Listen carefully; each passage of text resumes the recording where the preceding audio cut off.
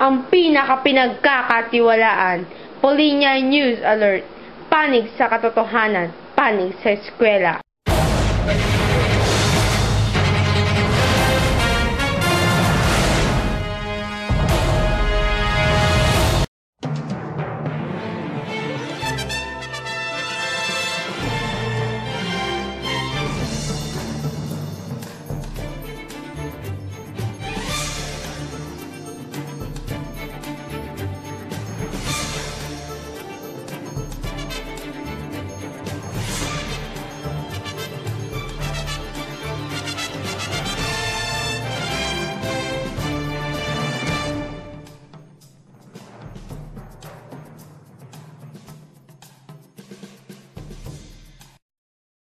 Magandang hapon po sa inyong lahat.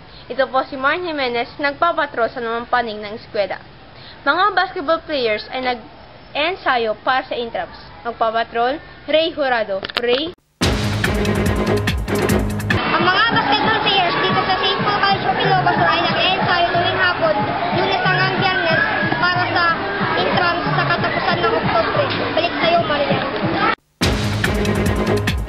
Salamat sa'yo, Ray. Ngayon, ipinagdiwang daw ang pollen year sa mga puso ng mga estudyante. Ang papatrol, Gia Alonso. Gia? Tama ka, Marian. Hindi lamang ipinagdiriwang ang pollen year sa eskwelahan, ngunit ipinagdiriwang din ito sa kanilang mga puso.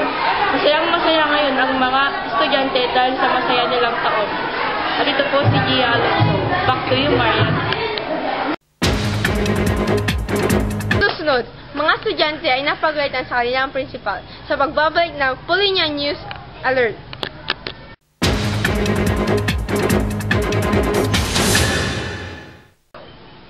This is what we call peace and order. Peace and quiet! Good ba yung naman? Lucky me! Sweet! Spicy! Spicy! Sweet! Sweet and spicy! Pahingi naman yan!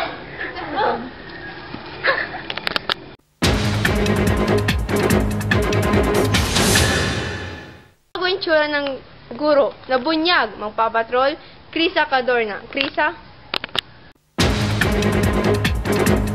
Meron tayong mga bagong guro ngayon at sila ang Fantastic Four. Sila ay sina Miss Hermie Lucero, Miss Gretchen Unida, Miss Ross, at saka si Mr. Jefferson Ogale. Ngayon naman, meron tayong kasamang dalawang guro na sina Miss Hermie Lucero at saka si Miss Unida. Ma'am, sa tingin niyo po ba mababait ang mga estudyante dito sa St. Paul? Oo naman, mababait mga estudyante. Oo, sa akin parang mababait. Pulinyan din ako. Nung high school ako, nag-aral ako sa St. William. I'm sure, sabi ko talaga, mababait ang mga tao, yung mga nag-aaral dito sa St. Paul. Nag-aaral din ako dito sa college. Sabi ko rin na mababait. Lalo na yung isang community. Okay na? Salamat po. At ito ay si Grisa Rosette Cadorna, nagpapatrol. Back to you, Mark. Salamat sa'yo, Krisa. Ngayon, mga estudyante ay napagalitan sa kanilang principal. Magpapatrol, Gian Tadena. Live! Makikita naman natin dito at napagalitan ang kanilang principal ng mga estudyante dahil sa Friendster. Sobrang natugan ang principal dahil sa hindi na-expectong pangyayaring gawain ng mga estudyante. Hanggang ngayon ay wala pa rin umaamin kung sinang may gawa. Ito po si Jen Gabriel Cadena reporting live. Balik sa'yo, Marian. Tignan naman natin ang tungkol sa weather.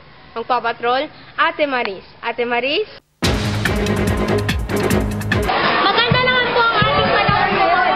Pero kahapon umuulan at mahangin konti. Wala naman po padating na bagyo sa oras na ito dahil nakalabas na sa bagyong Jose. Tandaan ninyo, ang buhay ay weather lang. Ito po si Ate Maris.